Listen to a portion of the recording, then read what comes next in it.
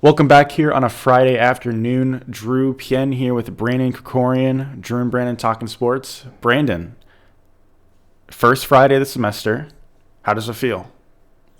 Yeah, it was actually a pretty long week. I think we talked about it on the last episode, but just like being back at school. But it actually, now that you're saying like it is Friday, like I realized it actually today actually is Friday. Like definitely felt like a long week to be honest. But yeah, I don't know. I mean, it was good though. Nothing crazy though.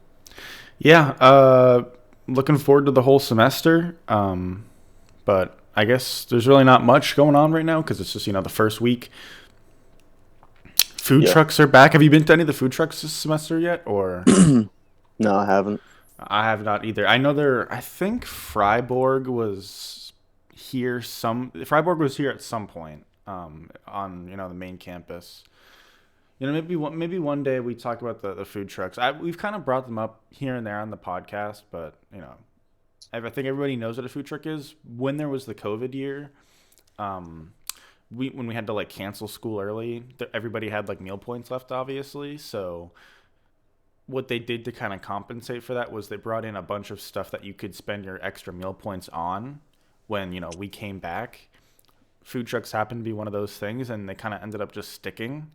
So they're kind of here every semester now, and they come, maybe there'll be one here, Monday, like 11 to 2, and then, Tuesday, like 5 to 7 or something like that. But, Yeah. anyways, we want to talk about some of the head coach hirings. Is there one you wanted to start on? I think the Um. one, I think the, Well, it's up to you. what were you gonna say? Well, I think the Nathaniel Hackett one is pretty big news. Yeah, and it's more so big news because of who he could bring in. Obviously, Yeah. that's Aaron Rodgers. But yeah, I mean, like we talked about it. I don't know if that video's gonna be out or not. We had some trouble getting it to be able to get uploaded or not. So if it's out by now, I guess you would have seen it or not. But we talked about the Broncos. We said it was going to be probably Nathaniel Hackett or Dan Quinn. If they go defense again, do they go offense? Because obviously that's the thing that's killed them is their offense the last couple of years. They went offense with Hackett. I mean, I feel like it's a good choice. Again, even if he doesn't bring in Rodgers, like whatever it is, I still think it's a good hire. Like I do think he is a good coach. I thought maybe he would. I think if he didn't get the Broncos job, I don't know what job he would have gotten. I feel like that was probably like his main job, and if he didn't get that one, I don't know if he was going to take one or not. But he obviously got it. And I think it's a good hire. I think he's a good coach. And again, first time head coach. You don't know how he's going to, take over a room. That's obviously a question. It's different than being an OC when you're working with, certain super guys and no one, not the whole team's listening to you. So we'll see.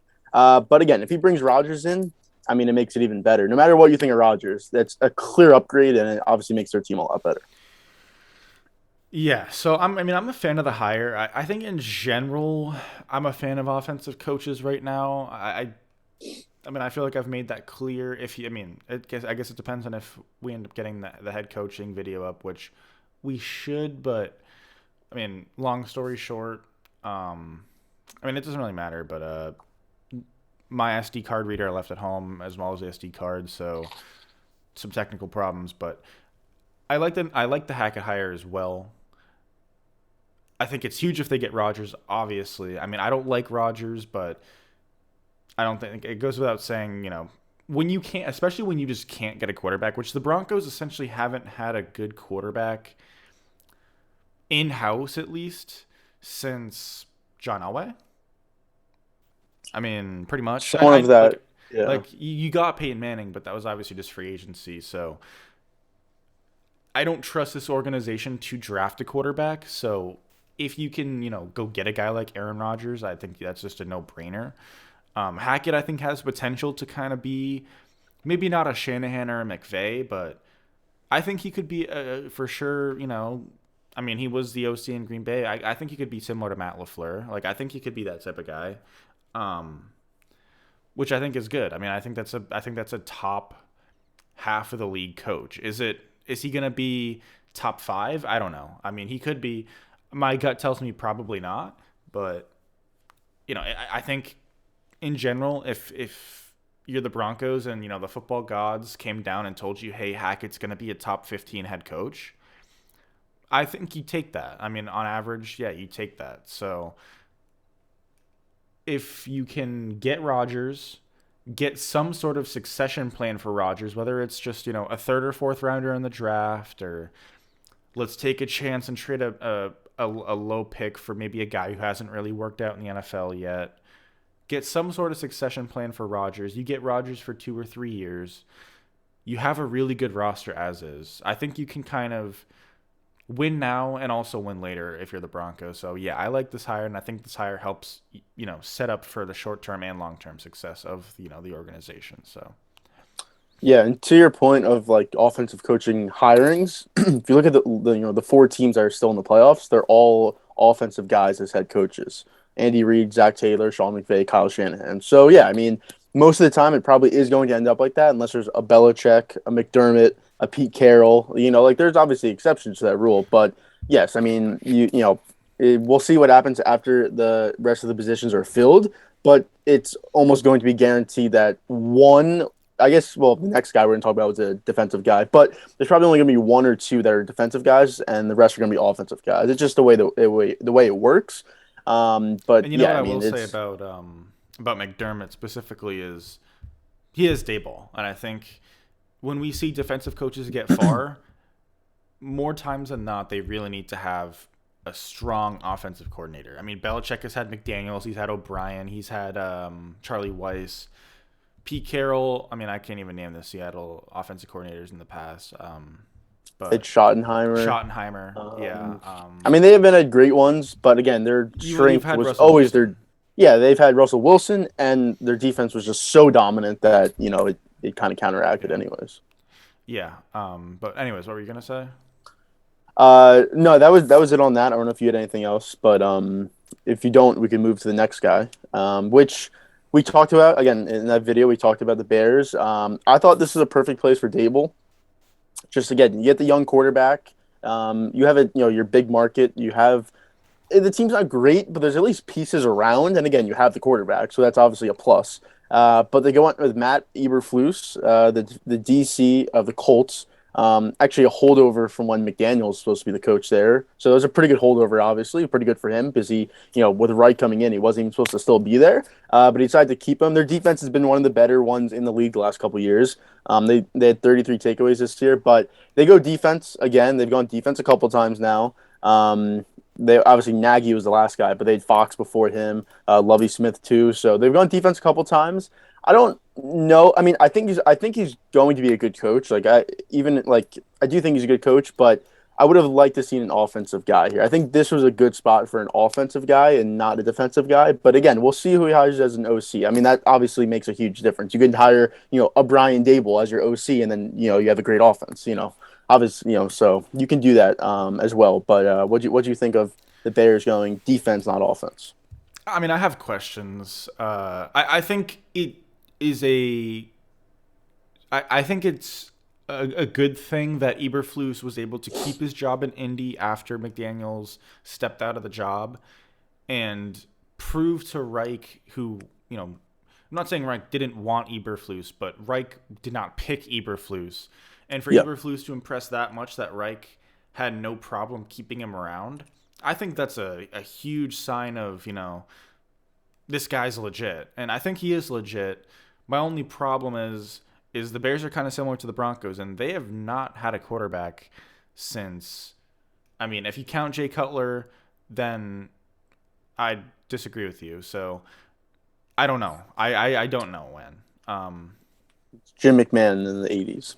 That's the last time. I pretty much. So yeah, that's my only problem is you're developing a young guy in Justin Fields, and is Eberflus the head coach you want to pair with him? I don't know. Now, if Eberflus is confident you can find a good OC that can get to quarterbacks and is, the day ball, the next day ball or something like that, then okay, I'm happier with that, but I hope they didn't hire Eberflus and not have some sort of plan with Eberflus or with themselves as where they wanted to find their quarterback whispering offensive coordinator.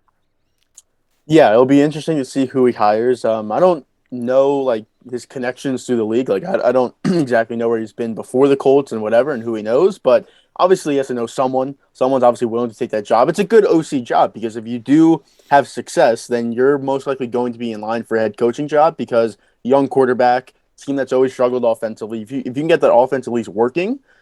You'll be in line for head coaching position in the next couple years. So it's a It's a good job to double-edged have. sword Yes, because but it's at least a better chance than not having a quarterback. I mean, you could argue that. I mean, I think it's a double-edged sword. Yes, because if you do succeed, like you're for sure a head coach. I don't think there's any doubt about it. I mean, but at the same time, Fields didn't show crazy, crazy promise last year. I think he showed promise, but he did not show for sure that he's going to develop into some guy. And they just don't have anything offensively. I mean, they just don't. I mean, what's their biggest offensive piece? Like Darnell Mooney? I would say him, probably Montgomery, I just running don't back. think they have like it's obvious they don't have some guy, but no, I would agree with you. I mean, I think it's still an above average job, and if an offensive coordinator does come here and does succeed and can lead them to, I mean, the division is open. The division is open. Assuming Rodgers leaves, I still like the Packers to win the division. I think, barring what happens in the offseason. But I mean, if you get a good OC here and Eberflus has a crazy year and the OC does well, then I think you can win the division. So Yeah, and another thing on Fields, like I think he showed a little bit of promise, but I think a lot of that, his negatives last year, I think a lot to do with Nagy. Like if you watch those games, which they were tough to watch, but the playbook wasn't open. They weren't trying to go down the field. Like you clearly saw, he's not someone who benefited off their system in college because he was throwing the ball deep. I mean, again, they had really good receivers and a really good team, but he was going deep. He was making plays on his own. He wasn't like a Mitch Trubisky or like a Daniel Jones, like someone who kind of benefited off the system that they were in, but never really showed true talent. Justin Fields, I mean, I'm pretty confident. Like I can say, like he has like true talent. He just needs better coaching and a better system around him. Even if the playmakers aren't A plus, they're probably like B minus if anything, but maybe even C plus. But I think a good OC, again, we'll see who it is, but a good OC, I think, can fix that. And again, it doesn't have to be this year. It could be the next 2 years, anyways. Like, you get a little bit of improvement this year, and then the third year. But again, we see the third year for quarterbacks, I feel like, is the biggest year. Josh Allen, his third year. Like, I feel like the third year for most quarterbacks is the year you really see if they're going to be a franchise guy or if they're kind of going to be here for 4 or 5 years and then they're probably gone. So we'll see what happens. I But would agree. I think that's a good yeah, point. I think the third year of a quarterback is like the make it or break it year. It's big for the quarterbacks who make the jump, and it's big for the quarterbacks who don't. Because Daniel Jones, third year, if he's done, if he's not made the jump by the third year, I'm willing to say goodbye. I mean, I think that's the case with almost every single quarterback, you know. Because like Josh Allen is a late bloomer, and even he decided to bloom in the third year. If a quarterback can't bloom by the third year, I'm out pretty much. yeah, So exactly. Because at the third year, like, it's too much time to not be the guy. Exactly. So we'll see. But those are the two guys who have been hired so far. I guess just quickly, I mean, when those guys were hired, well, Dan Quinn took his name out because he was only going for Broncos or Bears job, so he's out for any team. And then it seems like Byron Leftwich is going to be the Jaguars head coach, but they said well, at least reports said it's rather he's the head coach and they fire the GM. That's kind of what Leftwich's camp is saying, or it's they don't hire him and they keep the GM. So I guess it's up to the owner, Shad Khan. Like, do you just fire your GM to get Byron Leftwich, or do you stick with your GM who it feels like a lot of Jags fans don't like him anyways. So I don't know. Like, is Byron Leftwich? Do you think he's a good enough hire to where he can kind of demand that, where like you can only hire me if you fire your GM? So by the way, the Jaguars did fire their GM Trent Baalke yesterday. So Yesterday? Wait, what? yeah, Did I miss something? well yeah, he did get fired. So I think that indicates that Leftwich is going to get here. He's not. I mean, Leftwich has not been hired yet, but yeah, Baalke is in. Or sorry, Baalke is out, and I believe Adrian Wilson is in potentially. So that's interesting. All right, there's your list. So yeah, um, I Yeah, I don't believe that know. I means don't know what I Leftwich is was reading. in. I don't know what I So was reading then because I never even saw him get fired. Yeah, it was a more like under. I mean, it wasn't a big headline or anything, so Yeah, I I see it wouldn't. now, but that was I didn't even see that yesterday. Um, okay, well, I guess if that's the case, then yeah, I would assume that Leftwich would probably get hired then. I mean, do you? Let's assume he does for the podcast's sake. Do you like the hiring or? Well, I mean, like we said, you have your Lawrence. When we talked about it, we kind of said this was probably the best destination, at least if you're going for the young quarterback, everything like that. Um, I I don't hate it, but I won't say I love it. I don't know who else they would have hired. Again, let's say Leftwich is the guy. Like, what other guys are like? I guess Kellen Moore, but I don't even think his interest for a lot of teams is as high as it was before. So I guess it's the best hire, but at the same time, it's like I don't know if Byron Leftwich is really going to be that good of a head coach. And is he like again? He worked with Brady, and obviously the last year Winston, even though Winston had 30 picks, they still were a productive offense. But I don't know. I just don't know exactly, how good of a hire this is. I think it's okay, just not great. I mean, I'm gonna go with a little bit of hot take. I don't think it's a good hire. I'm willing to say it's a bad hire. And this kind of relates back to what you were saying with the Bears. Is if you go to the Bears and you succeed, you're a head coach. I mean, there's no doubt about it. You take the young guy and you're the quarterback whisperer. They don't have much offensively. Leftwich's situation is just not the same though because he's never really worked with a subpar, completely bad offense and had it work. Did he work with Winston? Sure. Was that offense good? Debatable. And I think Arians probably had more to do with that offense than Leftwich. And then with Brady, I don't think it really. I can't. I don't know. Like it's just if you're making me rank in order of importance as to who has the minds behind the Bucks offense, I would say it's Brady 1, Arians 2, Leftwich 3, which to me means that I just can't put much stock into Leftwich for coming up with this Bucks offense. This Bucks offense also probably had top 5 playmakers in the league, like as a roster, if not maybe higher. I don't know. I mean, before injuries at least. So I can't like the hire, and it stinks because I really want Lawrence to succeed, and I've been on the Lawrence hype train. I mean, pretty much since his freshman year of college. I know that's when the hype train started, so it's not like I'm anybody crazy or anything, but I've been on the hype train for a while, I think, and I hope the hire works out, and I hope I'm wrong, but my gut tells me it's not going to work.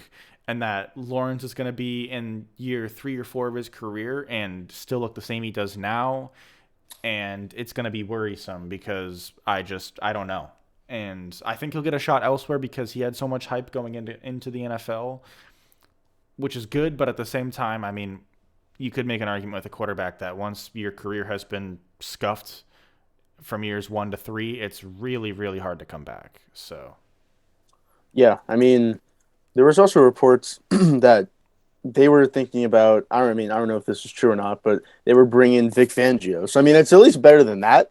Because if Vic Fangio was the head coach of the Jaguars, then I that would mean, be awful. I Yeah. don't know what Trevor Lawrence would do. I mean, because yeah, we don't even have to go down that road because we know where it ends. But that at least it's better than that. But yeah, I think we're on the same page. It's he has to really impress, basically immediately to see if it's a good hire or not. Honestly, and the odds of that happening are probably not going to happen because even though Lawrence has the talent, the team around him just isn't great. But I guess we'll see. So those are the two for sure. Leftwich probably seems like it. It's probably like 80% or something like that, but it's not confirmed yet. And then the other teams, obviously, Vikings, Raiders, Giants, Dolphins. Am I missing one? Texans. Those are the teams remaining. So we'll keep talking about it. I guess technically the Saints as well. But we'll keep talking about it. Probably the next week or two. Reports do say that Dayball is the favorite to get the Dolphins job. We don't have to talk about it right now because it's not even an 80% chance. Like it's probably still not even a 50% chance. Who knows? But the reports do say that, so I think that's interesting. I hope it doesn't happen though, because I don't want Dayball, McDermott in the same division as the Patriots. But anyways, we'll get into the conference championship games. You can see the 2 games slated on your screen for this weekend. Chiefs, Bengals, Rams, Niners.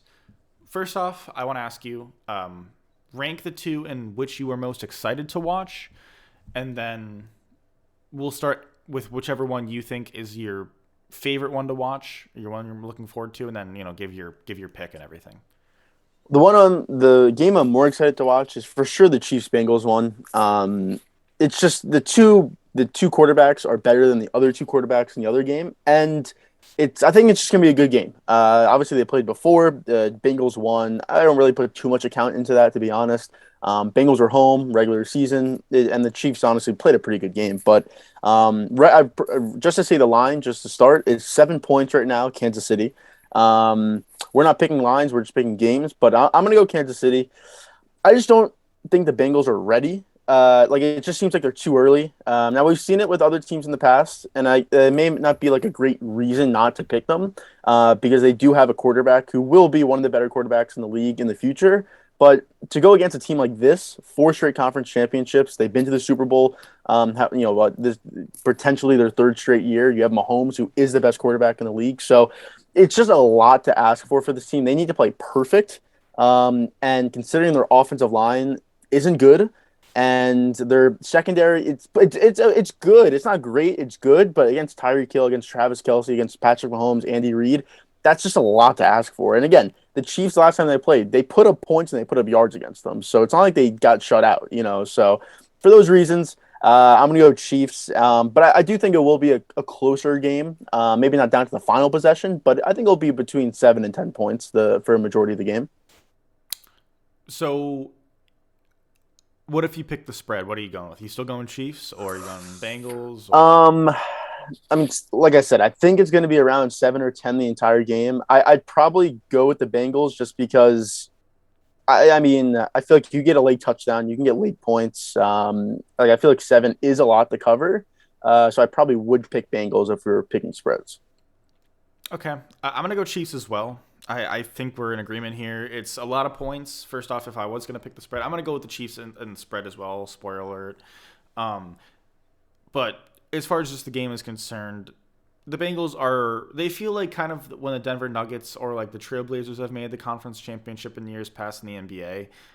It just feels like they're a year or two early, and they've kind of overexceeded and had maybe a slightly easier road than anticipated. It's no secret the Bengals got a pretty probably. I mean, it's no secret the Bengals have had the easiest road to the conference championship out of the 4 teams. There's no easier road than Raiders, Titans. It is what it is. The Raiders were just probably not even really supposed to make the playoffs. It took some injuries from some other AFC contenders. It took some meltdowns from some other AFC teams to not make the playoffs. Raiders end up squeezing in. Bengals, a team that has been maybe not anticipated to make the playoffs, but has been in the playoff picture the whole year, puts them to rest. And then you get to play the 1 seed, which you think would be a struggle, but Ryan Tannehill is probably the worst quarterback of a 1 seed team since I don't know when. I mean, if you want to say Nick Foles or something, then it would be Nick Foles, but obviously we know the run that Nick Foles went on, so you can't really say that. So yeah, and then now you're playing the Chiefs, which I think is I just don't think that you're going to be able to overcome that. I love Burrow. I love Burrow. And if it wasn't for Mahomes, he may be the quarterback that I would take to start my franchise with. But I think it's just a year too early. I mean, Burrow's essentially in his rookie year almost. I mean, it's essentially equivalent to Mahomes' first year in 2018. It was technically his second, but it was his first year starting, and he got that whole year to rest. I know Burrow started the year that year, but he really only got to play 4 games, goes out with the injury. This is essentially the equivalent of Mahomes' 2018 year. This is Burrow's 2021 year, pretty much. We know what happened that year. Mahomes goes down in the AFC Championship. I think we could see a very similar path for Burrow here. He goes down in the 2021 AFC Championship. Chase has been amazing. It's his rookie year. I think he still will develop and continue to get better as time goes on. This roster is pretty young overall. I mean, you have some older pieces, but it's a pretty young roster, especially offensively. So I'm picking the Bengals to lose, but there's no way you could not consider this year a success if you're the Bengals, especially if you're able to compete with the 49. I mean, with the Chiefs. If you lose, 40-20, then I think you can kind of. I would understand if Bengals fans leave the year with a bit of a sour taste in their mouth, but if you're able to compete and make it a one-possession game the entire game with one of the most dominant offenses we've ever seen in the NFL, then I think you have no reason but to, leave the year as a happy camper as a Bengals fan.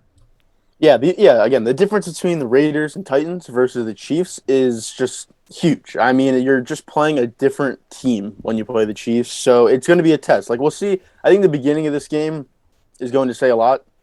Like, if they get down early, confidence goes away, momentum's all in Kansas City's favor. Obviously, they play better when they're up, so, like, that's going to be tough. So if they can at least start the game off, tied, down 3, just keep it very close, and it's not like one team, the Chiefs are dominating them. I think that it will for sure still be a close game. But if they get down early, we could see a blowout. Maybe some garbage time points and yards come through that. But I could definitely see the Chiefs putting up a lot of points if they do get up early. Injuries both sides. Just quickly, Tyrann Mathieu is not out of concussion protocol as of now, but Andy Reid did say that he expects him to play. So I guess that's a story potentially. If he doesn't play, obviously, Chiefs defense is still good, but he's a huge part of that defense. So if he, again, like I said, if he doesn't play, we'll see what happens. But for sure, they need a better game plan on Chase. I mean, like, he put 266 up on them last time. I can almost guarantee that's not even going to come close to that number. But I'm curious to see if they, roll coverage, have a safety high, double him, because the other guys can beat you, but they're not as good as Chase. So that's something I'll be looking forward to seeing when the game happens. Yeah, I look forward to it too. I will say the game I'm looking forward to the most is on the other side of the conference. It's on the NFC. I'm looking forward to Rams 49ers more than Chiefs Bengals. And the reason is because I just flat out think the Rams and 49ers are better than specifically the Bengals. I mean, I think right now you could make the argument, if you're ranking these four, it's Chiefs and then flip-flop either one, whichever one you prefer, Rams, 49ers, and then Bengals. I think 1 and 4 right now, it's really tough to negotiate that, which to me is cool and all, but does it make for the best game? We'll find out. I think it's an interesting game. But I think Rams 49ers should theoretically be a closer game, as well as division rivals. So I just think it makes for more unpredictableness, which I think is good in playoff games. I think it makes the NFL exciting. So I'm looking forward to this game. I'm rooting for the 49ers, and I'm going to take the 49ers straight up. I think the Rams showed a lot of guts last week, even though the Bucs almost came back and they kind of almost tried to lose the game. I think the Rams showed guts with that, that last second field goal. I think Kupp is arguably the best player remaining in the playoffs. I mean, he had an MVP year, and he's only backed it up with he had an incredible performance last week. I mean, without Kupp, it's just obvious they don't win that game. Receivers are cool and all, but a lot of the times you can make the argument that you don't need X receiver to win X game, but you clearly needed Kupp to win that game. And without Kupp, you're not winning the division as the Rams. You may not even make the playoffs without Kupp. You probably still do because the Eagles were the 7 seed, but you're just not even the same team. I really do like this Rams team, but I like the 49ers more. I mean, I think Kyle Shanahan has had a pretty good year. Jimmy G, say what you want about him. They're 37-7 or whatever it is, or 35-15 he is as a starter, going into the playoffs this year. He's had a hell of a year, and I know he's injury prone, and I know he's not, a star-studded talent-wise, but he is as good as it gets for only giving up a second-round pick for him, which the 49ers only gave up a second-round pick. 49ers pass rush is arguably the best in the NFL right now. I mean, the Rams would have something to say about that for sure, but from what we have seen on the field, the 49ers have had a just disgusting pass rush. They have a star-studded defensive line. The Rams do too, for sure. But I think the 49ers has showed more on the field than compared to the Rams. I think the Rams probably shows more on paper. I'm going with the 49ers with the upset. The 49ers have had historical success against the Rams, at least short term. I think they're 4-0 in the last 4 games against the Rams or something like that. So I'm gonna go with the 49ers. Yeah, I think this game, and you kind of mentioned it, but I think this game is going to be won on the defensive front for both teams because they both, like you said, they both have great pass rushes. Niners love to run the ball, so like if you could stop their run and make Jimmy G beat you, even if you're not winning, it's a tie game or they're down, whatever it is, even if they're winning, but they can't run the ball and they got to throw it to move and get yards and get more points. Like that's what you want. That's the game plan for the Rams is to make Jimmy G beat you because he's going to make a mistake. He's going to have a pick. He's going to miss a guy deep. He should have easily hit for a 50-yard pass. So that that's going to happen. So if you can get to him in the pocket, which they should be able to, the Niners have a good offensive line for sure. But Trent Williams is playing injured, so we'll see how that affects him against Miller and Floyd. He's going to move the same way that he was in the regular season. Obviously, Donald. We saw what they did against Brady. So if they can do that again, not even that again, but pretty close to that, and they could stop the run, then I for sure like the Rams. I'm just going to make my pick. I like the Rams in this game. The line is 3.5, just to be sure, but just to say it. But I like the Rams. I like even though Stafford has his up and downs as well, he's a better quarterback than Garoppolo, so that's another reason why I like that. And yeah, I mean, we'll see. I think it's going to be a good game. I'm just more excited for the first game than this one. I think it's mostly because of the two quarterbacks going, head to head. But I think this game is going to be a good game for sure. But beginning of the season, I did pick the Rams to make the Super Bowl, so it makes sense for me to pick the Rams in this game. I would at least get that part of my pick correct.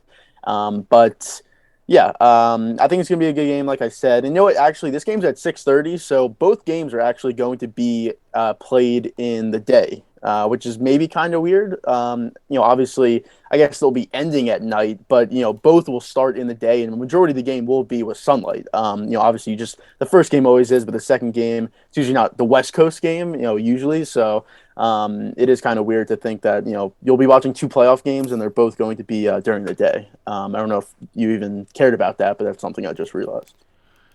I feel like that happens most years, though. No, I could be wrong, but I guess maybe. I guess you're always kind of so used to rather like the Patriots hosting. So like that's you're always guaranteed a night game or something. So maybe that's why I'm kind of thinking like that. Or like the a Packers hosting or something. More something on the middle or eastern side of the country to where you're guaranteed to have a night game. But yeah, I mean, again, kind of it was a small thing, but yeah, like I said, I'm picking the Rams. You're Niners, and now spread. I guess you're picking the Niners, obviously. Spread for me 3.5. I would take Rams. I mean, it's not that much to cover. Obviously, 4 points gets you that. So I think they could win this game by 4 points. It's going to be close. I mean, like it's two teams that are very similar. They've played twice this year already. Like it's going to be a close game. There's no doubt about that. yeah, no, I would agree 100%. But well, actually, you were talking about Cooper Kupp, which I mean, I made that somewhat that of a case. Like he technically could have been the MVP this year. It's most likely going to be Rodgers. But would you rather have? I don't know what you're gonna say, but would you rather have Debo or would you rather have Cooper Kupp For this Sunday or for the rest of their careers? Yeah, for this Sunday. No, for this Sunday.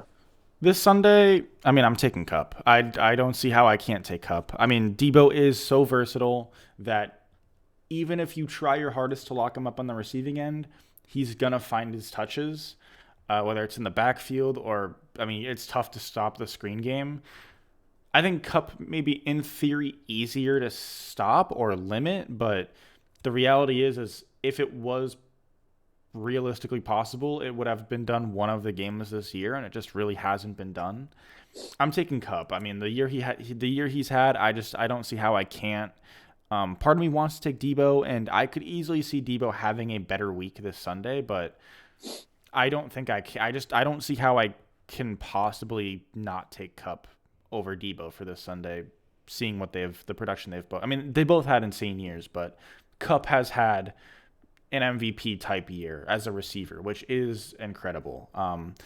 And I don't think my vote, if I was an MVP voter, I mean, I haven't really thought about it too much because, spoiler alert, the MVP award is pretty useless, but I would have a tough time not voting for Kupp. I mean, what more could you want a receiver to do to win MVP? You know what I mean? Like, Yeah.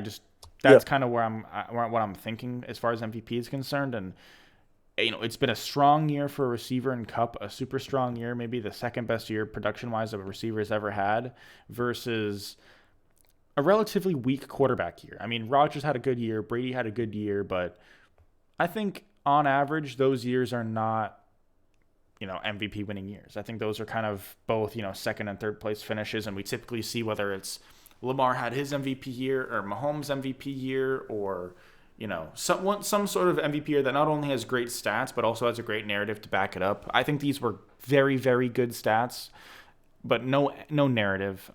So Yeah, I would totally agree. It's just again, just compare Rodgers' year this year, his year last year. His year last year was way better. This year was again, like you said, a good year, just not like a true MVP where it's almost like the runaway MVP. It seems like he's guaranteed MVP. There should be more consideration for Cooper Cup, but that's probably for picking games. Like we said, we're both going Chiefs in the first one, but you're going Niners. I'm going Rams in the second one. And then we'll see who's playing for the Super Bowl. I mean, I guess any matchup's a good matchup, but I feel like the worst one is probably Bengals Niners, just because, I don't know. I feel like the Bengals. It's kind of not the greatest team, and also just like city wise, fan wise. And then the Niners. They have big fans, but it's like, do I really want to watch Jimmy Garoppolo in the Super Bowl again? I don't know. So I think that'd probably be the worst matchup, and I think the best one would probably be Chiefs Rams. I'm gonna go with a little bit of a cop-out answer. My best matchup is Chiefs versus any of them. I like the Niners. I like the Rams. I'd be excited to watch either or. I know you're not a big Jimmy G guy. I'm a big Jimmy G guy. So I'd be excited to watch Jimmy G in the Super Bowl again. Worst matchup to me is Bengals versus either. To me, the Bengals aren't very exciting as a Super Bowl team right now. I think they're exciting as a conference championship team. But again, if they make the Super Bowl, I think most likely it's because the Chiefs choked. I just don't think the Bengals are a Super Bowl quality team yet. I think they will be eventually, but yeah, I think if we were both older, maybe we would say Bengals 49ers would be a good matchup because of the nostalgia factor, and the Bengals and 49ers played back in, the Joe Montana, Steve Young days.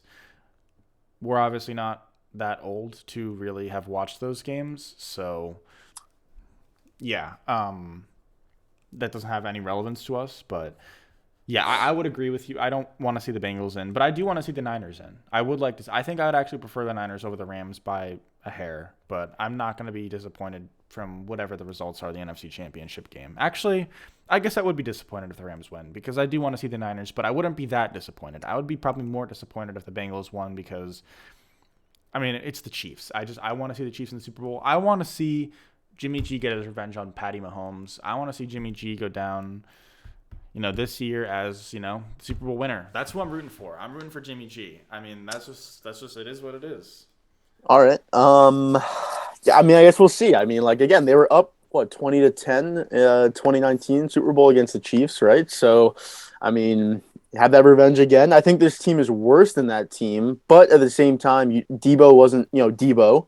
You didn't have Trent Williams in 2019, so there's for sure some guys that are different. The Chiefs are, I mean, they're basically the same, not much of a difference. I don't really think there's like a huge difference at all between this team and that team. So I guess maybe offensive line, but they've revamped it or whatever. So yeah, I guess we'll see. But also if I hadn't changed my answer from Chiefs to Browns before the season started, I mean, I could have been perfect on my pick. But obviously I changed to the Browns. But yeah, I don't think we should consider that. I don't, you changed no, it, I'm so not saying I'm not yeah. saying it, but I mean, I did have Chiefs Rams, and then you wanted me to change it, so I did. But I Yeah, no, that's originally fair. did have Chiefs Rams.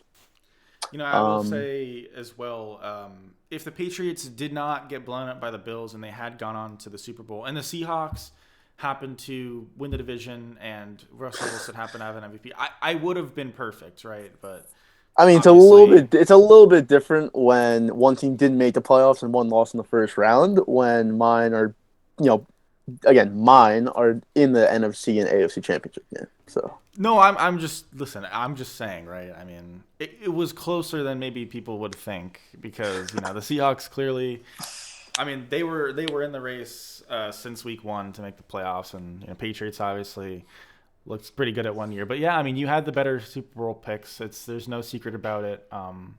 The Rams was your best pick, and I guess maybe I technically had the second best pick in the Patriots, but it was a worse pick than maybe we would have thought when we were looking at it, week 11, week 12. Yeah. But yeah, I mean, I guess we But should. Would you want to look at our award picks actually and reflect on those? Because I think the award picks, they haven't come out yet, so it's a good kind of point yeah, to we look can at do that. them. I gotta scroll all the way down. So I got season mine. MVP. You got okay, okay.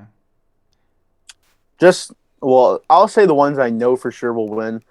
Defensive Rookie of the Year, I picked Micah Parsons. That's obviously going to happen.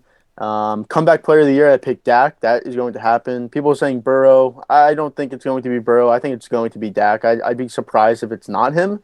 But I guess we don't know. But I would say the story, just everything, Cowboys, Dak. It most likely is going to be him. But other than that, I guess Myles Garrett's in the conversation. But no, nothing else really for me.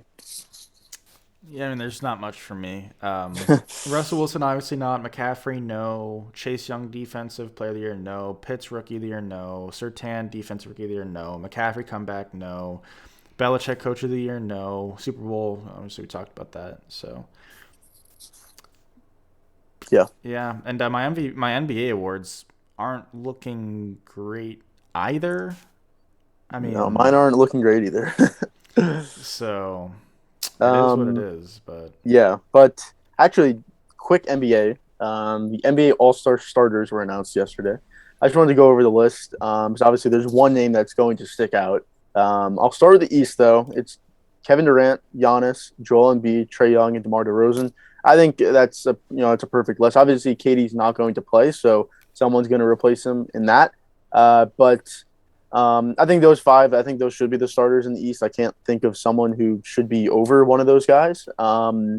And then for the West, obviously, this is where the name that's going to stick out comes. It's LeBron, Nikola Jokic, Stephen Curry, John Morant, and then Andrew Wiggins. Now, fan vote makes up 50% of this, and the other 25 is by the media, and the other 25 is by the players. But the fact that he's a starter, look, he's having a good year, and if you want to maybe name him an all-star at like the last guy on the bench, fine. That's fine to me. But to be a starter, and again, maybe it doesn't mean anything, but like it definitely means something to be an all-star starter though to these guys, even if it's not to any of us. But for him to be a starter, I think is ridiculous. I mean, he's averaging 18 points, 48% from the field. I think he's like 37% from three or something. But I mean, there's just other guys that should have been a starter in the West than Andrew Wiggins.